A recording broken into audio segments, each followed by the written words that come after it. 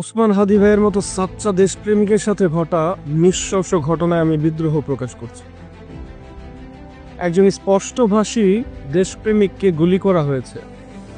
এটা শুধু একজন মানুষের উপর হামলা নয়, এটা সত্যের উপর হামলা, ন্যায়ের উপর হামলা, এটা দেশের বুকেই সোজা গুলি চালানো।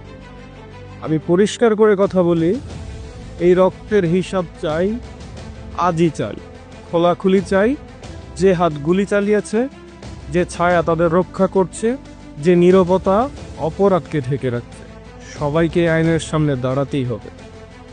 রাষ্ট্র যদি ন্যায় না দেখায়, তাহলে জনগণের কণ্ঠই হয়ে উঠবে আদালত, আর ইতিহাসের পাতায় সবার নামই লেখা থাকবে কে সত্যের পথে দাঁড়িয়েছিল আর কি অন্ধকারের দোসর ছিল। যে মানুষটা বুক পেতে সত্য বলেছিল, তার রক্তে আজ এই মাটি প্রশ্ন লিখে রাখলো, সত্য বলতে গেলে কি গুলিই ভাগ্য?